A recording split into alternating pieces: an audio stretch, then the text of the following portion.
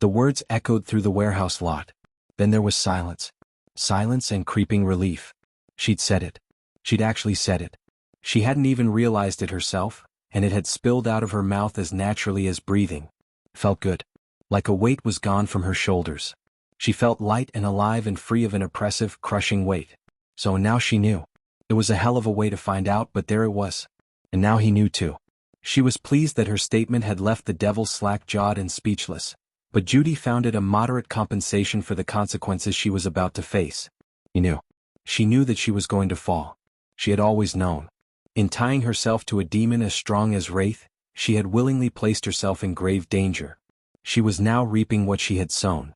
And yet, he had shown more care and respect for her in their short acquaintance than Judy felt she had earned. There was no reason for an archdemon, now the devil himself, to treat her as anything but a pawn. He could have killed her many times over, but instead he had listened, treated her with a sarcastic respect, and, in his own strange way, accepted her. For all his posturing, his actions had shown her he was more honorable than she had credited him with. As it turned out, more honorable than the host itself. She had spent her entire existence fighting for a cause she believed in wholeheartedly. That cause was Ash now. Her decision to ignore her commander's orders and pursue Wraith had placed her in a unique situation. She could, for the first time in her life, choose. The realization of what those consequences could be turned her ears scarlet and dumped adrenaline to her blood. Her heart rate tripled. Her relief and the satisfaction at his stunned expression were quickly waning, overwhelmed by a growing tide of stricken, pulse-throttling panic. She'd accepted her new ambition. She'd also spouted it off to the very male it concerned.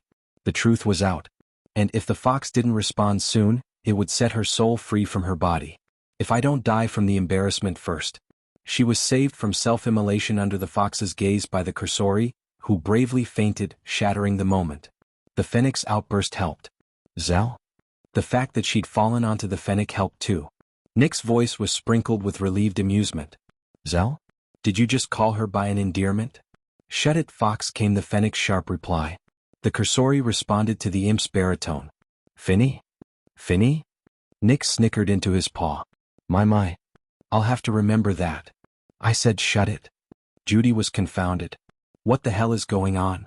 I'm curious about that myself, Carrots, Nick replied and turned to his subordinate. And you tried to catch her too.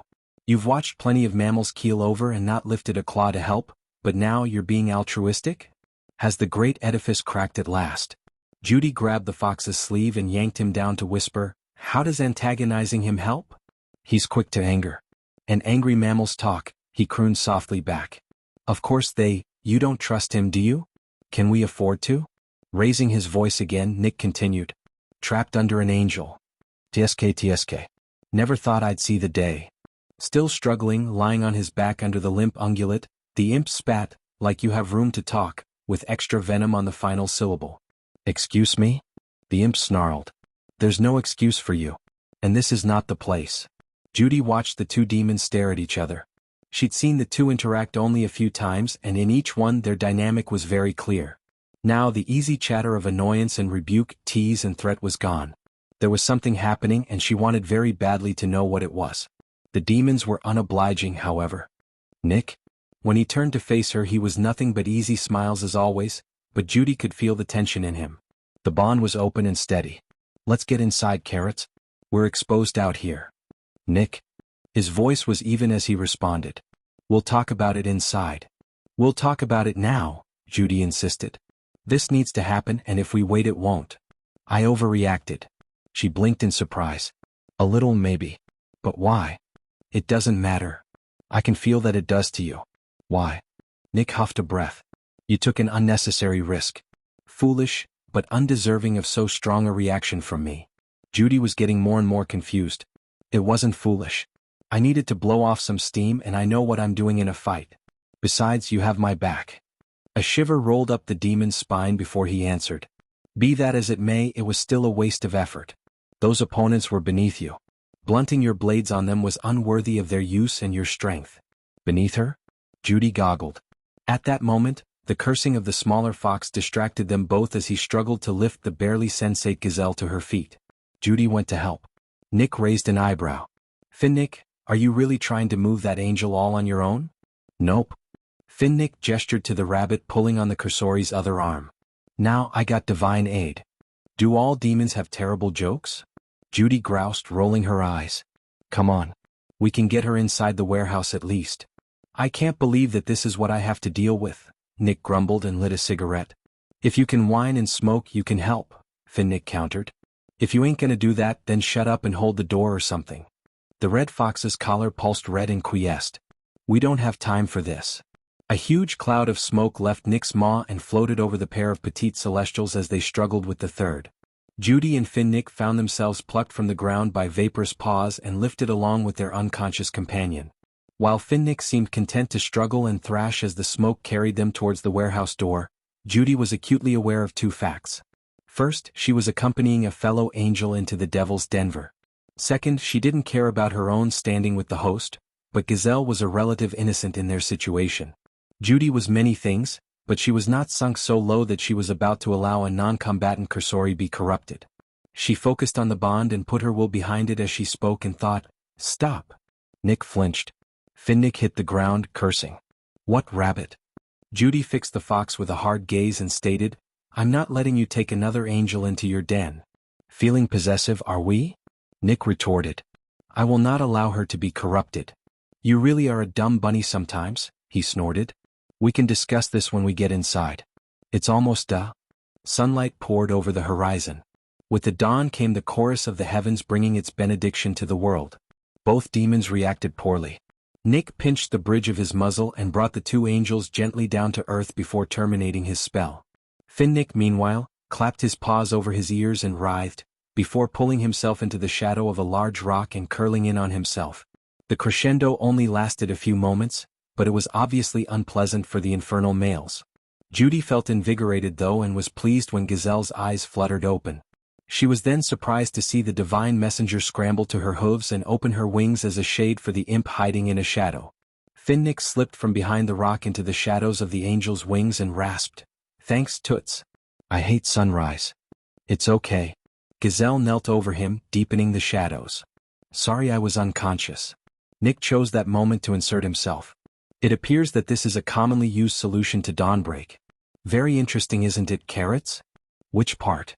Judy replied. "The angel protecting the demon? Or the fact that it's routine?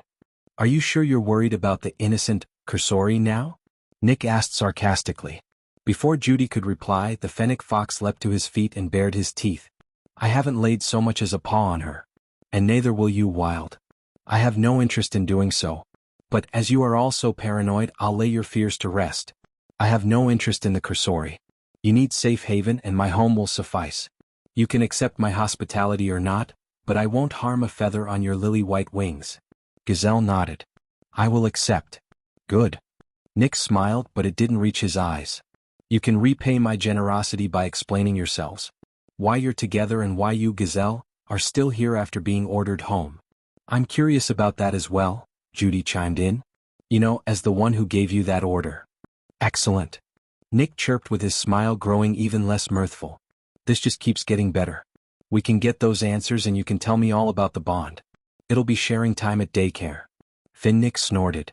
"I'm surprised you didn't go for show and tell, boss." Judy watched a feral grin grow on Nick's face. "You show me yours and I'll show you mine." The greater demon locked eyes with the imp. "Finny." Nick led the way back into the warehouse, blinking the last vestiges of dawn's impact out of his mind. There were few things he enjoyed less than witnessing a new day's beginning. Normally he would shrug it off with a bit of discomfort and the rigorous suppression of memories, but now he was the devil. As the de facto apex demon, the dawn was a far less pleasant experience for him. He hadn't claimed the throne yet, but the first light of the sun and the chorus opening number had been quite painful. He'd managed to hide it, but he was not feeling terribly steady on his paws. He felt light-headed, almost giddy, not a good accompaniment to pain. This was not helped by the envy he felt for his favorite imp. It was rare to find shelter out of doors like he had and from such a willing angel. There was a story to that uniquely symbiotic relationship, and Nick would know what it was soon enough. In the meantime he did have one small pleasure to indulge in. Finnick mumbled, "Ah shit." This part, as the darkness enclosed them, brought a small smile to Nick's face. As soon as the warehouse doors were closed behind them, the ground shuddered. Under their paws the floor shifted, liquefying and flowing. Nick closed his eyes and waited, listening with great amusement as the angels flailed in the dark. The only thing that amused him more was Finnick's baritone cursing. The floor of the warehouse was something Nick was particularly proud of. It had taken a lot of time and power to infuse the top several inches of material and bend it into a shape that was flexible enough to be useful while retaining the toughness needed to be worthwhile as a defense. He believed he'd pulled it off well, as was evidenced when he snapped his fingers and light flooded the room. His smile grew when he took in the fruits of his handiwork. Both angels were restrained, their lower halves bound in an amalgam of concrete. Limbs reminiscent of tree roots and metal vines hanging from the ceiling had snagged their forelimbs, entangling them. While the three celestials were restrained, the animate limbs had begun to shift over their frame, searching them. Finnick, who was completely cocooned in gently writhing metal and concrete strands, was left with only his head outside his tiny nest. With the lights on, he had given up vocally expressing his displeasure and simply glowered at his commander. In fairness, neither of the divine servants looked much happier, though the ungulate looked significantly more fearful. "Nick?" Judy sounded very put out. "What is this?" "This is him being an asshole." Finnick answered for him.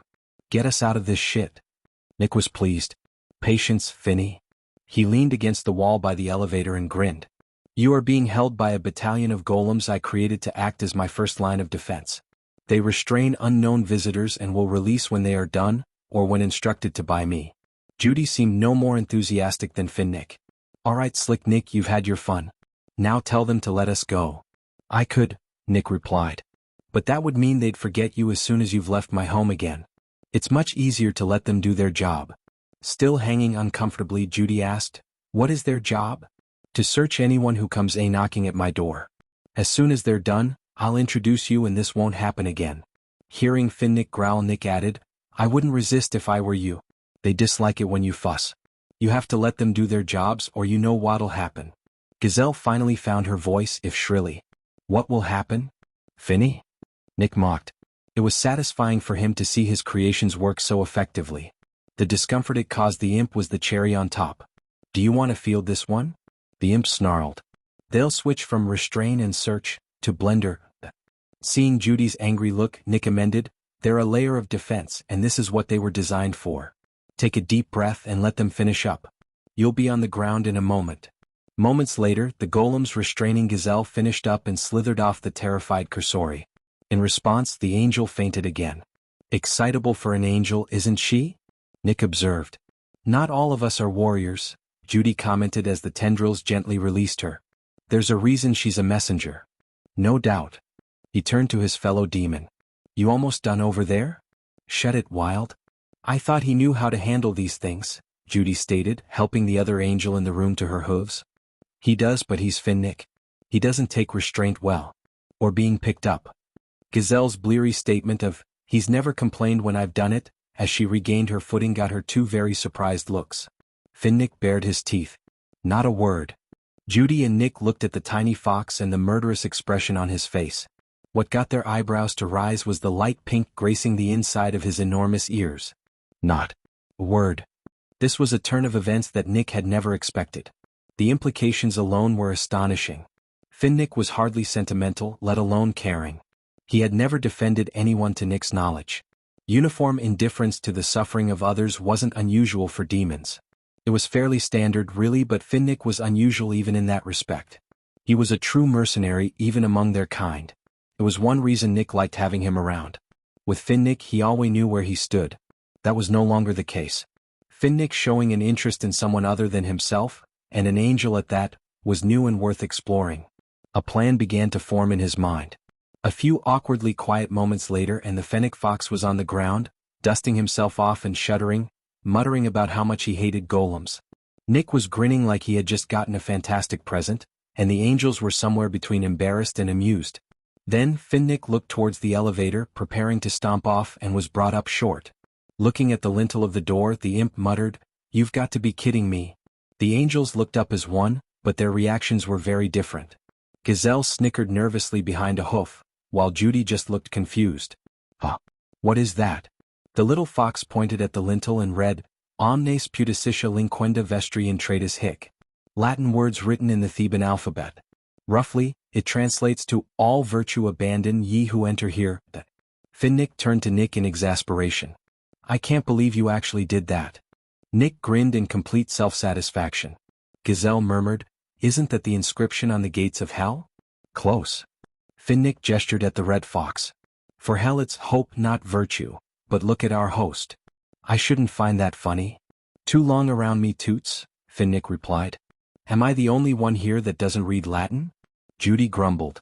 Looks like it. Nick chortled. Even the imp is better educated. Ouch. Hey. I read Enochian and modern mortal languages just fine, thank you. You might want to brush up on the classics a bit. At that, Nick winked and led them into the elevator. The descent to his den was a quiet, awkward affair, until Finnick broke the ice, much to Nick's surprise. He turned to Judy and said, nice work on that asshole lash. I'll have to remember that trick. Gazelle scoffed. I'm surprised it wanted your sword at all. Don't divine weapons burn demon kind? They do, Judy answered. I don't know why it works. But when you're in battle, it doesn't matter. Finn shaking his head got both angels' attention. What? The rabbit questioned. You know? All demons do, Finnick answered.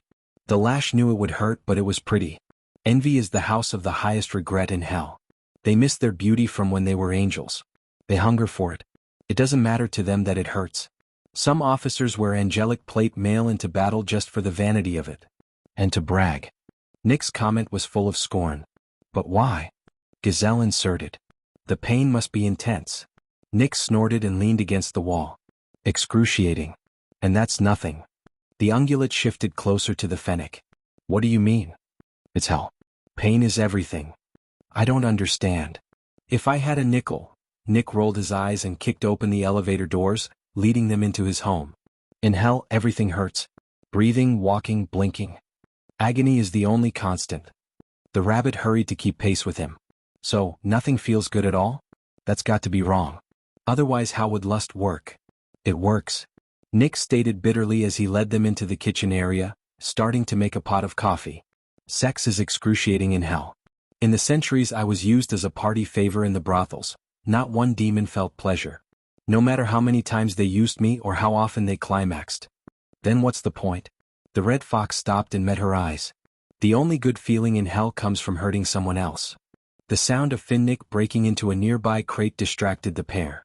They watched Gazelle hold the lid open for him, while he fished a bottle out of the packing material and cracked it.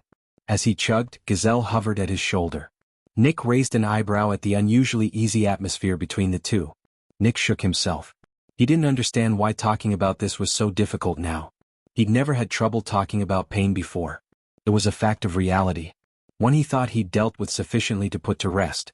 He took a deep breath and continued, in Luxuria when I was used, it was so they could feel the satisfaction of giving me more pain than they had. Some were quite inventive. He couldn't keep his eyes from dropping at the memory. And enthusiastic. Is that why demons are so fixated on escaping? Nick's chuckle was sour. Congratulations on guessing the obvious, Carrots. There's no need to be rude, Judy replied, chastened. We don't learn about this stuff in the host. And you aren't encouraged to think about it either, Nick quipped sharply. I'm trying to understand you. Judy quickly amended, demons I mean. We're taught that you're subversive traitors who want to invade or destroy all of creation. That's sounding less and less accurate as time goes on. Well, they aren't wrong. Sometimes I think you angels forget that hell is a prison. We're basically convicts who took over their jail. Demons may run the place, but only a few of us can actually leave. That's the trouble. The whole of my kind is trapped in hell, a place where sanity is rare and pain is constant. There is no end to it and no hope, other than escape. The only way to do that is getting here. Judy swallowed thickly. But there's only so much demonic power that the wager can take. That's right, Rabbit. The Fennec snarled. The few lucky ones like us get to come up here for little vacations, playing games with you pigeons and hoping you fuck up enough that we can all get out. So, once you're here you don't want to go back. It was apparent from her deepening scowl that Judy was liking this less and less. Why do you? Nick scratched at an ear and flicked it. We go back if we're ordered because failure to comply is not a wise decision. Coffee slipped from a carafe into a mug while the demon spoke. If we refuse or threaten the wager in any way they'll issue a bounty. That'll bring every other demon on their tail. Once they catch you, you go home and hell is well known for its aptitude at finding ways to hurt. Catch? I would have thought that dead or alive was the best you'd get. Death is a mercy that no demon would grant another. Nick sipped his coffee in the silence following his statement. Bounties are only paid if the target is alive. Anything past that, however, is negotiable. Our only hope is that if we play this stupid game with the host long enough, there's a chance we can come back for another mission or, misery willing, bring the host down and win our freedom. Judy cringed as she asked, "What happens then?" "The same thing that happens when any demon is allowed out of hell." Delight flooded Nick's expression. "We revel. On a plainer scale. Which is why you lot are so eager to keep us bottled up, I suppose?" He commented with a shrug. "You can't have your precious mana farm ruined by a bunch of desperate, PTSD-riddled traitors, can you? You just want freedom." "Damn right," Finnick boomed. "We want out. And if that means claiming the rest of reality, we'll do it and damn the consequences." Judy held up a paw.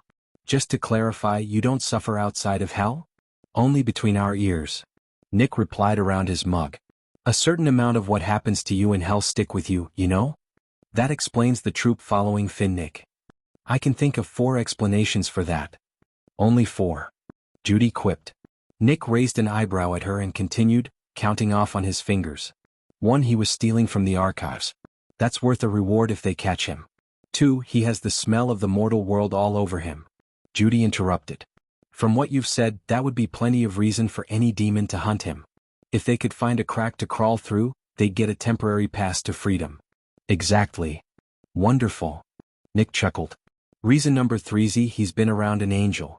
That lingering trace of the divine will attract any demon, but members of envy, pride, and lust most strongly.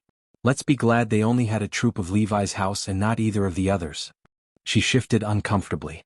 "Or gluttony. I couldn't handle a gorger right now. Not the most pleasant of companions, are they?" Nick commented and dove back in. "The last one, however, is the most likely. Finnick has the smell of me on him from his status as my servant. My power fingerprint is on him, and I'm the devil, so the demons will seek out their new master." "Creepy." Judy rubbed her arm and tried to avoid shivering. "Now, that covers the why of it. How did they follow you?" "I thought the realm was sealed." "It was," Nick grumbled. "Was?" "Yes." He sighed. "Was? What? How?" Judy exclaimed. "Aren't you all the demon reality can handle?" "High praise, Carrots, but no. When we went to my den, I was technically outside of the world." She was incredulous. "So, heaven and hell could have sent in legions and you'd have been none the wiser?" Nick surprised himself by having the good grace to look sheepish. "A small trade-off. Perfect privacy has its price." "You call that small?" she shouted. "Comparatively? Yes." Judy was about to explode, but Nick stopped her with a raised paw, intoning, "Calm down, rabbit. The wager is intact. The demons are gone. And the heavens haven't made a move." "How did you not break the wager, though?" "I felt something was off and muted my power without thinking about it when we left the Denver.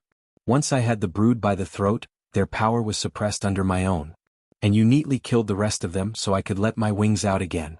Nick knew she was in no position to argue, despite how overly tidy answers seemed. "All right, fine. Is there a way to fix it so you can keep hell out while you're in your den?" "Yes. I am loath to do it, but there's no choice."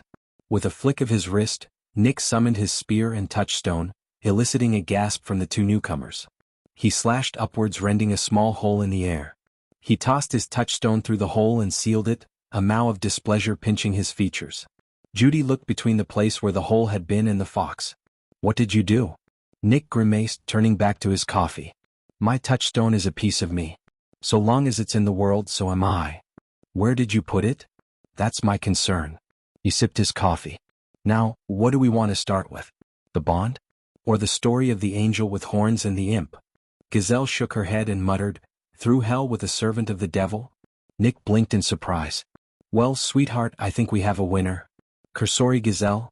Judy started, her voice low and suspicious. The angel in question startled and snapped to attention.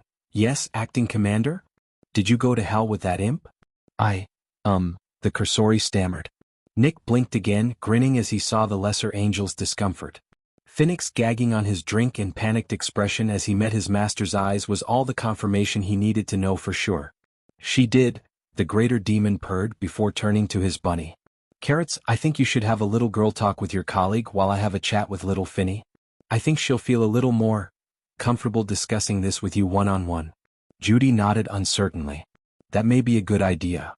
Come on, Finnick, Nick said, putting down his mug. We have a few issues to address, don't you think? Nick led the way out of the central hall and through a small maze of cloisters and hallways, but not before collecting a bottle and a pair of glasses on his way out. He knew the imp was following him from the patter of tiny paws with little claws echoing up from behind him.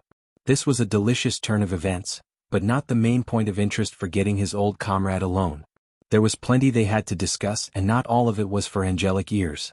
Judy watched the two demons slip out a door that she was unfamiliar with. When she had a chance, she would have to get a tour of her temporary residence, but that would have to wait.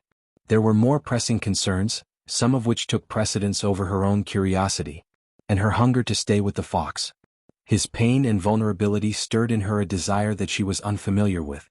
She wanted to ease his discomfort, though the idea seemed particularly ridiculous now. How could one lessen such a burden of misery?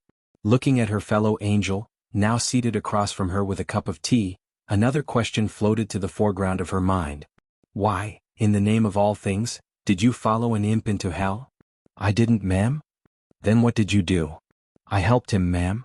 You helped him. Judy massaged her temples. How exactly? I'm not sure, Commander. Enough with the titles. My name is Judy. Now drop the formality and tell me what happened. And why are you not in the heavens as I ordered you? I was ready to return, but I was issued higher orders. I sent on my reports and all the information as you instructed. But once I did, I was ordered to stay and await instructions. So I did. So where does Finny come into it? Judy was surprised to see the nervousness that suffused the horned angel at the mention of her pet name for Finnick. Wringing her hooves, Gazelle shuffled in her seat. It was almost comical. Judy would have laughed if she hadn't seen so similar a reaction in herself when it came to her own fox.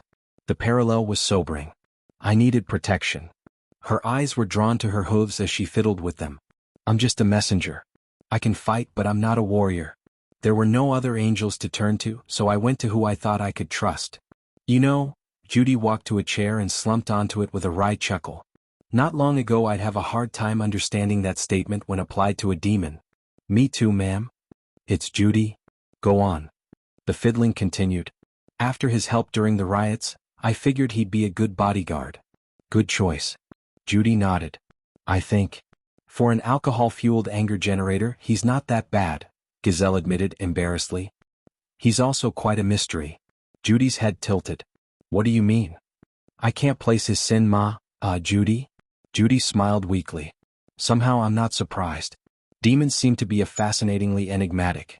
Let's just skip to the part where you assisted an imp infiltrate a secure facility in Pandemonium. It's fairly simple, really, Gazelle admitted with a shrug. He opened a portal and I used my magic to sustain it. Because of my affinities for traveling, it was easy for me. He went and did whatever he did and came back running with a troop on his heels. Ah. Through hell with a servant of the devil, was it? Judy sipped her tea. How did you go through hell, if that's all there was to it? You couldn't have left the portal. And you would have been a beacon in the darkness if you'd set hoof in hell. Explain. Well, Finny.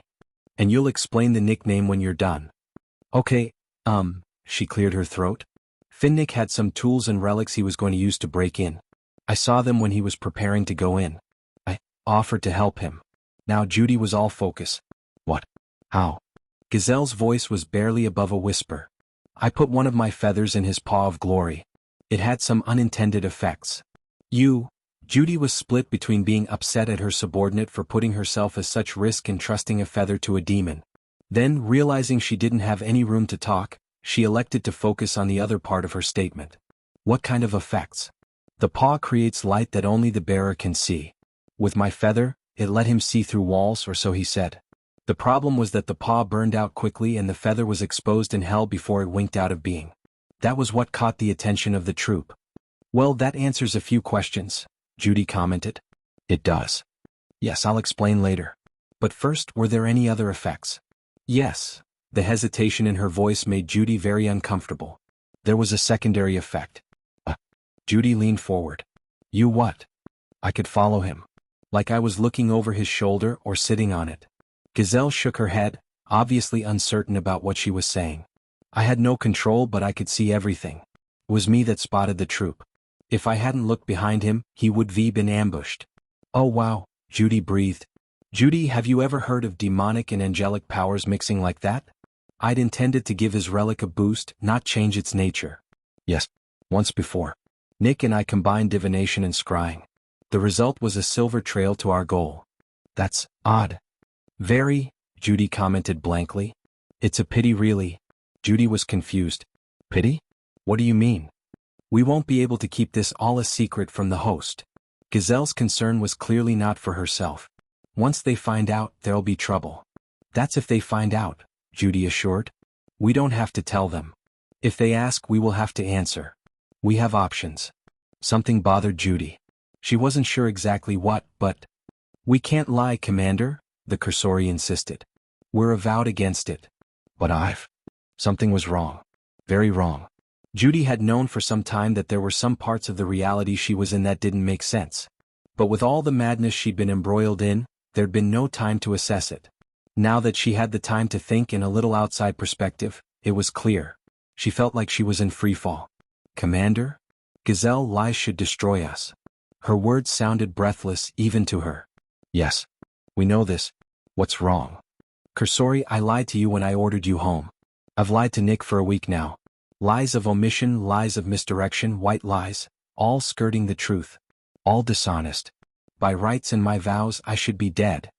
Nick led the smaller fox along until they reached what, in a cathedral or monastery, would be considered the head priest's private quarters. They had been repurposed to better suit the former archdemon's personal preferences. It was small and bare, but the walls were studded with chains and manacles and there was plenty of space to work. A small table, currently unoccupied, sat off to the side of the room with a single chair. He called it his study. The glasses were filled and the bottle of dark red wine was placed on the table before Nick turned to address the other fox. He was looking unsurprisingly nervous. Come on, Finnick. Take your drink. I know you want another. The imp's reply was as sullen as it was hesitant. Oh, sir. Just take the damn glass. Nick sighed impatiently. I'm not going to hurt you. Really? The imp's voice was cautiously optimistic. Nick sipped his wine and replaced his glass on the table before answering. For what? Duping an angel into helping you? Keeping her close so you can work on corrupting her while she pays you for the privilege? That's what you did, wasn't it? The Fennec stared into his glass as he answered, Yes, sir. A partial truth. Perfect. I have to give you credit. I didn't expect such subtlety from you. It's quite impressive. Finnick sipped from his glass uncertainly. Thanks, boss. Don't look so nervous, Nick crooned. I told you outside that I'm not interested in your little horned pigeon. My own is more than enough to keep me diverted. In fact, I hope you succeed. Bringing down a Cursori will certainly get you a proper rank. I know. Nick saw the wheels spinning behind the imp's eyes. It's the best opportunity I've had in a long time. I'm not going to fuck it up. Leading the conversation was child's play. And yet, you want something. You offering me a deal?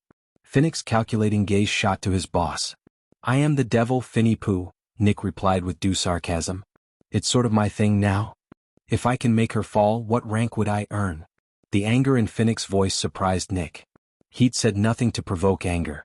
Irritation, yes, but not anger. That meant there was an internal reason. There were a few reasons that could apply, but in light of Finnick's recent reactions, only one applied. Nick was used to the self-loathing and anger that permeated the little demon, but this was unusual for him. It was time to push the little fox to see how far he'd go. Perhaps there was a drop of genuine truth to be found through it. In a house. Or under me personally? Nick asked lightly. Both. Well, a house would give you an earldom most likely. I'd see you made a count. Nick raised his glass. That's a far step up from imp. No house will have me either way. The pall of self-loathing around Finnick intensified. If I swear to you, will you keep your word on the rank? Yes. Do we have an accord? Finnick looked like he was choking on the possibility. One condition. This was it. Oh. Keep the rank of count. I'll be an earl. Nick rolled his eyes, affecting amusement. And I get the Cursori. Jackpot. Oh. Oh my. Nick bled his genuine glee into condescension. Is little, broken Finnick getting attached to his meal ticket? She's an angel, the imp barked. If I have her, I may be able to repair myself.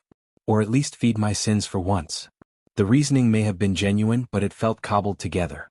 The threat of desperation in his voice didn't help. Demons were used to their personal suffering, so the reasoning didn't hold up. He wasn't desperate for himself. Nick felt his smile turn vicious. One empathizes. I know. Finnick drained his glass and hopped onto the table to refill it. I can see the hunger in you. Well? Nick leaned in. You make that angel fall and she's yours. Along with a rank of Earl or higher. I'll give you command of a legion under my banner too. Finnick spit the word like it hurt him. Deal. But. Nick barked. If you can make her submit to you willingly, keep her wings and still bow to you, I'll make you a baron. Still a deal, little demon? The fleeting look of relief on Finnick's face was all the confirmation Nick needed. He was a drowning soul and Nick had thrown him a lifeline. The Fennec was more than just attached. Deal. They clasped paws and Finnick yanked Nick down to his level. But if you call me little again, I'll bite your face off. No matter who you think you are. That would be low of me. I'll try to rise above it. The imp's growl tugged Nick's smile wider. Now, before the angels get bored and start looking for us, tell me, what is hell looking like these days?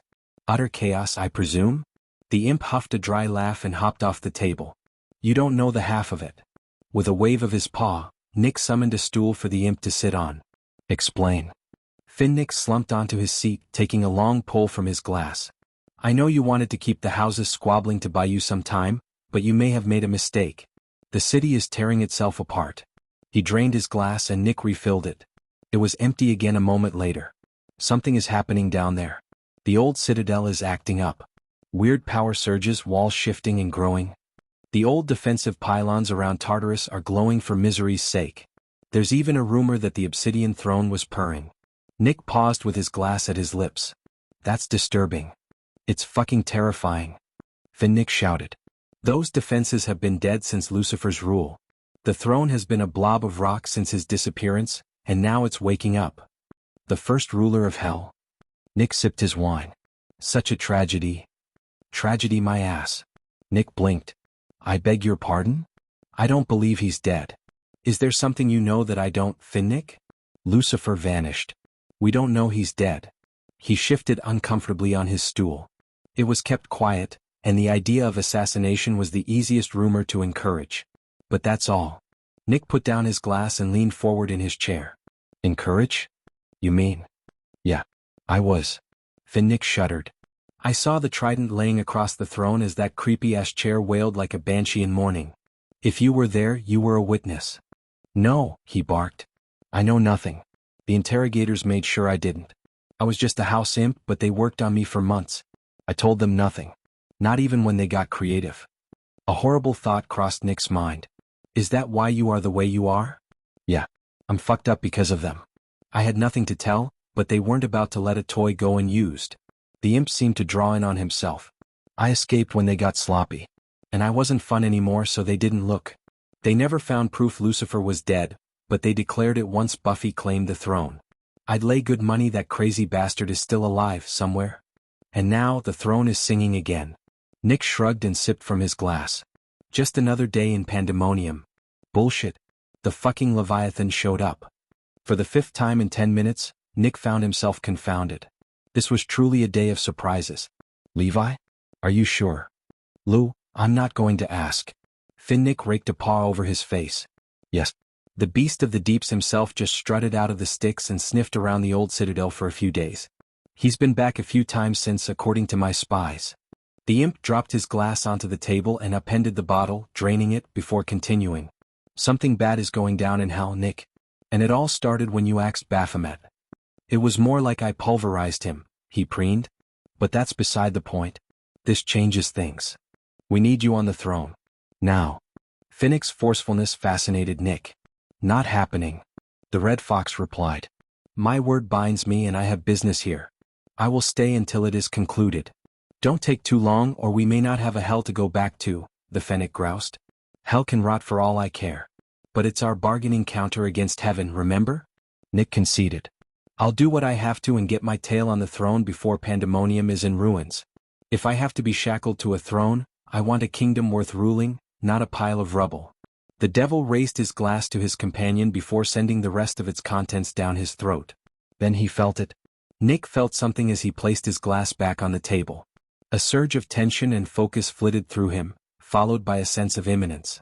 The bond was not open. He knew she was coming in quickly. He didn't know how, but his bond mark burned. And only a moment later, the rabbit burst through the door, dragging a very confused gazelle along in her wake. Judy was incapable of lying. She was bonded against it, sworn. Any falsehood should have been excruciating to her. She'd seen the results of it in heaven and the fringe. Soldiers in court-martial are making reports. Falsehood was always known, and the penalties were always severe. And yet, she'd been skirting flat-out dishonesty the entire time she'd been on the mortal plane. She hadn't exactly told outright lies, but lies of omission? Yes. Evasion? Yes. Misdirection? Clearly. She'd equivocated and gotten by on technicalities since she'd arrived in the city. Oh. It should have been impossible. It was impossible. She should have been writhing in pain the first time she told Nick about the consequences of lying with the bond. She'd been technically correct, but had omitted the details, allowing him to fill in his own assumptions. A simple trick that shouldn't have worked. A demon's trick. Mortals could bend those rules, but any form of dishonesty would hurt an angel. A flat-out lie would potentially cripple them, but even equivocation or deception through circumlocution would cause severe pain and consequences with the host. To the avowed like her and Gazelle, it was supposed to be fatal, instant death or exile to hell. Or so she had been taught. In retrospect, it was unspeakably glaring. How had she missed it? As her feet pounded through the halls, she let her instincts drive her. She could feel him. Not just his existence but his presence. She felt the echo of his being in every step he'd taken since leaving them in the main hall. It felt like she was walking just behind him. The bond mark tingled and she tried to ignore it. Judy knew what it meant. He was the first person she'd thought to turn to and the one she trusted most. She knew he'd help her. Her old self would have wept, but the thought spurred her onward. Stone walls flew by to the accompaniment of frantic clopping at her heels until a huge wooden door grew in her sight. She pushed it open and skittered into the presence of two very surprised vulpines. Carrots. Nick? Judy shouted as she stuttered to a halt. What is the greatest risk to angels on the mortal plane? He raised an eyebrow. Is this a trick question? Just answer the question. Me? She groaned. Now answer seriously. Nick leaned back in his seat.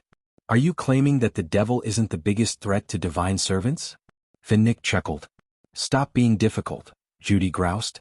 In officer school, we learn that temptation is the biggest danger to angelic operatives on the plane.